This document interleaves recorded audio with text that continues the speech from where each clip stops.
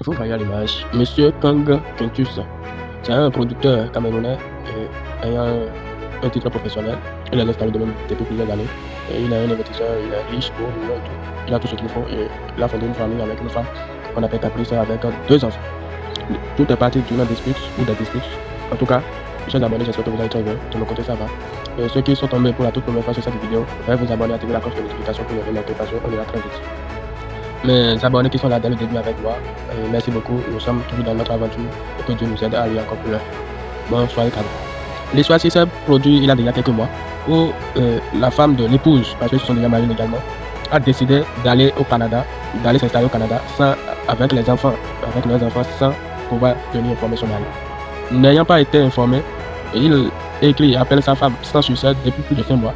Il décide de se passer à autre chose parce que c'est un homme. Et il a commencé par faire des publications où il a même demandé tous ceux qui ont des projets avec 100 000 francs, qu'est-ce qu'on peut faire avec. Et c'est là sa femme est venue dans les commentaires et a dit que voilà, qu'il est incapable de prendre soin de ses enfants, mais il a l'audace et la capacité d'aider les femmes. C'est là il a récupéré sa femme, il a dit mais vous êtes parti au Canada avec mes enfants sans me tenir informé. Je vous appelle sans succès, je fais tout sans succès. Et comment veux-tu que je prenne soin des enfants si je ne suis pas à côté des enfants, si je n'ai pas des appels vidéo avec mes enfants, si je ne connais, je ne sais rien. Si vous êtes fatigué de prendre soin de mes enfants, alors envoyez-les au Cameroun, je vais en prendre soin. Et la réponse a choqué la toile et la femme a décidé tout de mal. Tout ce qu'elle subissait dans leur couple, les maltraitances, les violences conjugales, ce qui n'est pas bon, et également les infidélités répétées de son mari, elle a tout déversé sur les réseaux sociaux. Je ne sais pas, pour vous, ou pour moi en tout cas, c'est quelque chose que moi je ne comprends pas. Depuis quelques années maintenant, les problèmes familiaux se règlent sur les réseaux sociaux et c'est dangereux. Le lien, le tissu familial est déjà détruit dans notre société africaine où les problèmes ne se règlent plus en famille. Et au contraire, ça se décide de jour en jour. Mais c'est bien même que, même pour se marier quand même, on demande à ce qu'on rencontre la famille, à ce qu'on verse la dot à une famille. Mais quand il y a un problème, pourquoi ne pas faire recours à cette même famille afin de trouver des solutions idoines pour solutionner, pour surmonter les épreuves. Parce que autant que nous sommes des êtres humains. Et nous avons reçu de différentes éducations. Nous parlons différemment les différentes langues.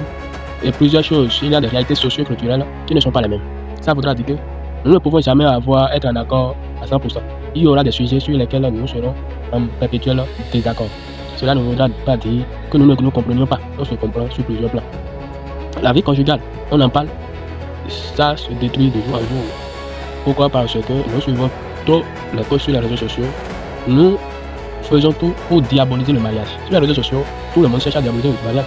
Si l'homme n'est pas maltraité, c'est la femme qui est maltraitée. Si ce n'est pas l'homme qui a abusé de sa femme, c'est que sa femme l'a trompé.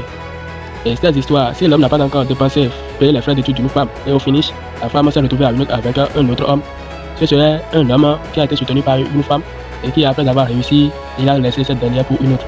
Des histoires qui n'ont ni queue ni la tête. Et les gens, chaque jour, ils en publient des tonnes de messages, des tonnes de publications qui, quand même, détruisent l'image du mariage. Tous ces éléments-là, c'est pour venir à quoi? Pour que chacun soit célibataire, chacun reste dans son coin. Et si c'est le cas, pourquoi quand même se fatiguer pour dire on va faire le mariage? Si tu m'aimes, tu dois me mettre la bague au doigt, tu dois faire ci. Et après, voilà, la finalité. Et les histoires de pension alimentaire ou bien des rations alimentaires, ça en va de trop. Comment une femme censée être portratrice peut emmener ses enfants, dépasser ses enfants d'un lieu à un autre sans au préalable informer son mari? Chers abonnés, en tout cas, mon avis, c'est déplorable. Parce que nous ne savons pas là où le danger peut survenir. En déplaçant les enfants, si ils ont eu un incident sur la voie, sur le chemin, qui serait responsable? Qui serait le premier à être contacté? Et qui serait le premier à effectuer des dépenses? C'est bien évidemment le mari. Pourquoi ne pas informer son mari que tu veux amener vos enfants au Canada? Il y a d'autres femmes qui suivent le monsieur qui devrait payer, qui devrait prendre soin de ses enfants, même s'ils ne sont plus ensemble, ainsi de suite. Mais les devises ne sont pas les mêmes. Au Cameroun, vous utilisez le franc CFA, mais au Canada, c'est le dollar canadien. Ce n'est pas la même chose. Et combien, si le mari payait 100 000 ou 200 000 à sa femme par mois ici, au Canada, ce serait x5 minimum. Il va trouver ça où? Même s'il est millionnaire, il va dépenser tout son argent dans ça. Pourquoi la femme ne peut-elle pas revenir pour apaiser la tension ou bien pour avoir un terrain d'entente avec son mari et si possible même laisser les enfants ici? Ou carrément, si elle a la capacité de prendre soin des enfants, elle le fait là-bas. Ou bien, en tout cas, chers abonnés, voilà ce qui est sur la toile actuellement. J'espère que vous lisez. Il serait mieux que si vous avez des idées, vous avez dans les commentaires, ça me fera beaucoup plaisir. Parce que c'est de la discussion que j'ai la lumière. C'est ensemble qu'on peut trouver des solutions. Mais moi, je laisse noter que chacun puisse revoir ses copies. Afin qu'on n'arrive pas à cette extrémité-là. la rémunération. Donc, c'est dégueulasse. Très abonné, portez-vous bien. Dans le besoin de